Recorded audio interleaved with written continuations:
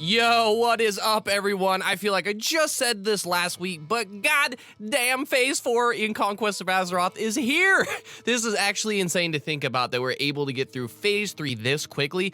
Big props to the dev team for churning out this amount of quality content this fast. It's amazing. There are a few things I want to touch on in this video, which classes I think will benefit most from the level cap increase, some new stuff that will be available in Phase 4, and what my plans are moving forward. Remember that only takes a few seconds, but subscribing below and leaving a like will get this video out to as many people as possible. Let's dive into the video. All right, so Phase 4, dude, this is intense. Going up to a level 50 cap in COA is gonna be nuts. If you guys have been around for a little while, you guys know that I made an insane amount of content for Conquest of Azeroth. Since COA was published, I've made 42 different videos on it. I've leveled all 21 classes to level cap each phase, and this phase is gonna be no different. We are still trying to secure the Realm First 25-man Kel'Thas Ascended kill over on Area 52, but once we do, I will start pumping out more COA videos for you all to watch. Okay, so let's head over to the Phase 4 announcement page. This will be the unscripted part of the video, so please forgive me if I stumble around a little bit, okay? Okay, here we are on the webpage. Conquest of Azeroth Phase 4. Let's go ahead and start here. COA Phase 4 plus 25% off COA Alpha Bundle. That's awesome. So they're giving you a small discount. Well, not small, pretty sizable, 25% off until Tuesday. So if you've been waiting to get in to the game to try it, this is now a really, really good time to do it. I will be doing a small giveaway of a Conquest of Azeroth travel guide in this video. There's going to be more information on that later. Let's go ahead and just go over this. So Phase 4 overview, level cap raised to 50. So this is really cool. Conquest of Azeroth has undergone daily changes since Phase 3, and that is completely 100% accurate. When we did the exclusive interview with Liquid Outer Space, me and Weird Gaming Adventure, we both commented on just how insanely consistent and dedicated they were to getting these daily changes out, and they really stuck to it. So an insane amount of props to the dev team here. You guys are kicking ass. So let's take a look here at this screenshot. So this one is really interesting. So I was under the assumption we were going to unlock 1, maybe 2 rows, but it looks like we're unlocking 3 new rows of talents. Now, I mean, just the first 3 talents were already really strong, but dude, the second to last row, even the 5th row and the 4th row, there's some insanely powerful talents and spells that we're going to unlock with classes. It's just going to be, dude, you thought classes were insane in Phase 3. It is going to get like mind-blowingly powerful in Phase 4. I know that all classes kind of got like a global nerf. Liquid Outer Space, I messaged him about it, but unlocking these new classes are going to just skyrocket certain classes. So it looks like they're showing off some of the new, what is this, Necromancer? Yeah, this looks like Necromancer. Not too bad. COE sell, there is a link here. You can get the bundle there. You can get the, it actually tells you, get the Conquest of Azeroth travel guide off the auction house for gold on the live classless realms, yada yada yada. Sign up for the newsletter for a chance of an alpha invite. Very cool. So it is dropping on Tuesday, February 15th. That is the day after Thanksgiving, and trust me, I feel the love. Thank you so much for putting the content out, guys. Much appreciated. Let's go ahead jump in game. I want to go over a couple talents of some different classes that I think are going to benefit the most from this Phase 4 launch. All right, so first off, you know I gotta go over my girl, my main character right now, Spooter Lady. She doesn't have all of her gear because it's on alt, but let's go ahead and go over some of the things we're actually gonna unlock in Phase 3. So starting over here in the stocking, this is the spider form that is typically the DPS form. Now, we've had all these before, the Nerubian Widowmaker and all that stuff, but let's go over the stuff that we're gonna be unlocking. Nerubian Poison. 12-second cooldown, you bite the enemy, dealing shadow damage and additional dot damage. Extends the duration of withering venom by 3 seconds when used. Very powerful. Arachnophobia. For the next 15 seconds, all enemies within 40 yards of you have arachnophobia, giving them a chance to be feared for a short time whenever they take physical or nature damage. Can only be used in stalker form. This thing seems insanely strong in PvP. I'm not really sure where it's going to fit in for PvE, because fearing stuff usually isn't a very good idea. But either way, very powerful. So Fang Venom, these are some new things that we actually unlocked that are in the core kit that I haven't done before. Weren't in the game last time I played, so very cool. Fang Venom, Toxic Burst. Coat your fangs with Toxic Blast Venom. Spells and abilities apply your Venom effect will instantly deal nature damage, scaling with your spell power and intellect. Any combination of 2 Fang Venoms can be active at one time, lasts 2 hours, and persists through death. Doubling the Fang Venom increases the damage it deals by 100%. So the thing that you get right here, Fang Venom Creeping Poison. This is new. This wasn't in the game before. So you coat your fangs in Creeping Poison and has a chance to deal nature damage again. So this is another Fang Venom which you can apply on top of that other one. Doubling this Fang Venom increase the tick rate of Creeping Poison. So you can either have one of each or two. Very, very powerful. Spider Jump, 30-second cooldown, leap on an enemy, generating some rage. Meh, whatever, rooting it in place. Pustulant Spores. Dealing damage to an enemy inflicts them with a stack of bursting sores, stacking up to 10 times. Upon reaching 10 stacks, the sores will explode, dealing nature damage to the enemy, enraging you for a short time, granting 30% increased attack speed. Depending on if that explosion does damage, this is going to be an insanely powerful ability. Being able to get 30% increased attack speed, depending on how that stacks, and if you get a stack of it every time you use an ability, Spider DPS is going to be unreal. Okay, Might of the Acure augments your Stalker form and Scorpion form. Your Stalker form changed to Nerubian Stalker. Finally, we become a Nerubian. Very, very cool. Increasing all shadow damage you deal by 15%, reducing the cooldown of your Nerubian Poison by 40%. Very, very strong.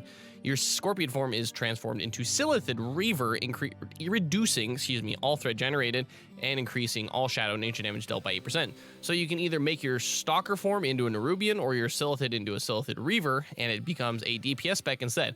Very, very powerful. Lifeblood, 3 second cooldown. 3 second cooldown. 15-year age heals you for 12% of your maximum health, but reduces all healing you take by 20% for 15 seconds. This effect stacks up to 5 times. Very, very powerful. Indeed, because the biggest problem with Scorpion, especially in PvP setting, is that they couldn't really heal themselves very well. Being able to use this in Stalker form on such a low cooldown is going to be insanely strong for PvP, I think.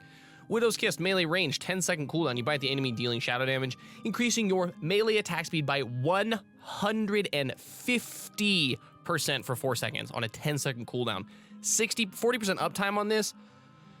Bro, like, this is going to be stupidly overpowered. It's going to be so fun. If the target is affected with Nerubian Poison, consume it to inflict damage, whatever. The 150% increased attack speed is going to stack, I believe, with the Pustulant Sword. So you're going to get 180% increased attack speed. It's going to be so insane. Fate, Sealer, reduce cooldown of Fang of Shadra ability, increase the damage it does. It reduces the mana cost of shapeshifting abilities. Going to be a very, very good thing for PvP. Corroding Blight, 1 minute cooldown, poison an enemy for 10 seconds, increasing all damage they take for you by 40% and reducing their dodge chance by 40%. Going to be very, very powerful. Rot Fang, 20-second cooldown, disease an enemy, slowing their movement speed, decaying them over 10 seconds. This target takes shadow damage, which increases as the movement speed reduction decays. Very, very cool. Layer Guard, after you stop tunneling, you enrage for 12 seconds, increase your movement speed by 40% and your damage dealt for 30%. For the duration of the enrage, your Gripping Webs ability has no cooldown. I'm apparently getting traded here. Oh, thank you, sir. Let's go ahead and do this. TY, recording video. XD. Okay, on to the Scorpion form. So Natural Armor had that, Threaten had that, Sting had that, Corrosion had that. Let's move up in the tree. So I'm probably going to be playing a tank because I love tanking. Okay, Warding Bond, 50-second cooldown, binds all allies, within 50 yards to you, causing 40% of all damage they take to be redirected towards you. That is insane. You take 20% less damage from all sources. So even if you don't have a lot of people around you, you can pop this on a 50-second cooldown to take 20% less damage. Very, very powerful. Barbed Stinger, 20-second cooldown, fire a Barbed Stinger into your enemy, lasting 15 seconds. Recasting this ability will rip it out, dealing shadow damage based on how long the Stinger was left in them. Depending on how much that is, could be really good for PvP. Not really sure I'm going to use it for tanking. Clasp, this one is the interrupt for the Scorpion form, 45-second cooldown.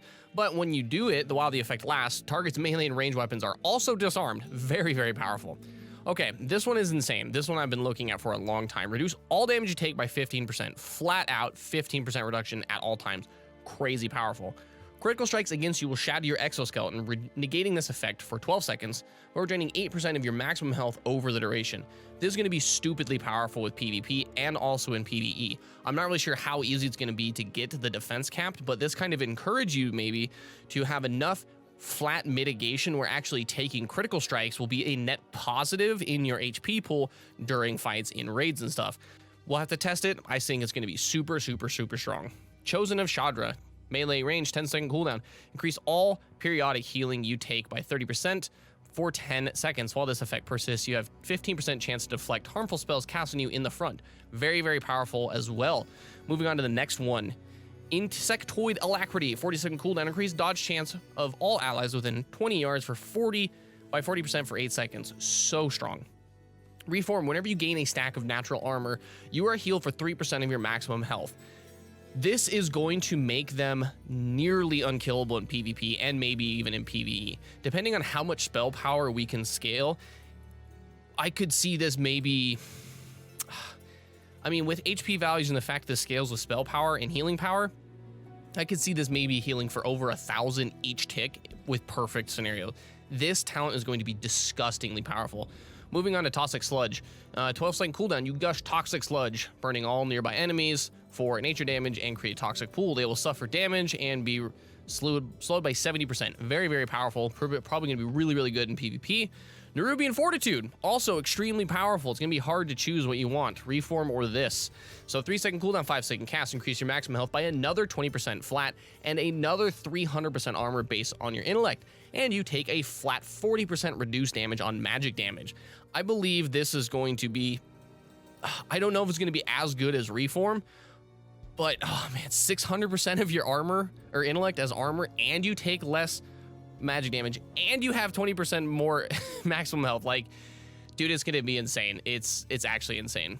The last part here on the Venomancer, let's just really quickly wrap this up because I feel like I'm rambling too much. Let's just get over this quick as possible. Toxic Renewal was not in the game last time I played. This one looks like it heals somebody, but it's like a power word shield thing where they have an effect and then your dots will reduce the lockout effect. Very, very cool. Let's see. Extraction consumes an X amount second of your Strategy's Vigil. An ally to restore 10% of your missing mana. Very cool. I understand that this is a placeholder ability. We're not actually getting in Hellfire Nip, so don't worry about that. And then this one, Venox's Fang. This is new. Blast an enemy with a jet of toxic venom, dealing damage, scaling. If your target is affected by a miasma, this spell deals increased damage and the cooldown is instantly reset. This spell can be cast while moving. That seems super strong. I might go test that out. Anyway, so the new ones we're going to unlock in the next phase, going up to level 50. Fungal Growth. Deal nature damage to an enemy. Afflict them with fungal growth, increasing all periodic damage they take. All periodic damage by 100%, increasing your spell takes by 5%. So this one right here is an all periodic damage they take. So that is a global 100% periodic damage increase to you and everyone in your party. I would imagine I'm going to want at least one Venomancer in my group at all times with this. That is going to be stupidly strong, considering it's just dealing nature damage to them. So that can be affected by anything in your Scorpion form or in your Stalker form. That thing is insanely powerful. Wow. Okay. Blight. 20-second cooldown. Disease an enemy for 5 seconds, causing shadow damage over 5 seconds. Damage is increased. Okay. Not too bad. Web Wrap. It's a Web Wrap. Moving on. Night Web Poison. 18-second cooldown. Spray Night Web Poison on enemies within 12 yards of the player, inflicting damage, and then an additional set damage over 15 seconds. Applies your Fang Venom effects to all affected enemies. So the things up here, the Fang Venom, you're going to spray that on everyone around you. That's going to be an immensely powerful AoE tool. That's really cool. Fungal Assailant, 1.5-second cooldown. Slows an enemy and summons a Fungarian. Nice, to aid you in combat. That's awesome. This spell applies your Fang Venom effect to the target. Very, very cool. Fang Venom, the Lifeblood. This is the other one. Coat your fangs with Lifeblood Venom. Spells that apply your Venom effect will heal nearby allies, target based on your spell power. Okay. So any combination of two, just doubling this Fang's Venom allows the heal to affect 10 additional enemies. Wow. Excuse me. And it increases radius by 10%. Or 10 yards, excuse me. So if you double up on this, you get 20 allies, or 13 allies, excuse me, within 10 yards. Wow.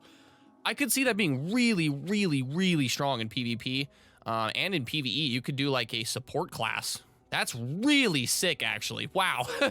That's awesome. Shadra's Binding, stuns an enemy, whatever. Nerubian Power, 40-second cooldown, 40-yard range. Increase the target's ally spell haste by 10%, and magic damage for 10 seconds stacks up to 3 times. Very, very powerful. So this has a 40-second cooldown, so you're going to need at least 3 Venomancers in your party. But I could imagine if you were to take this and have a very, very strong, excuse me, single target caster spec, having 3 of these in your raid will be invaluable.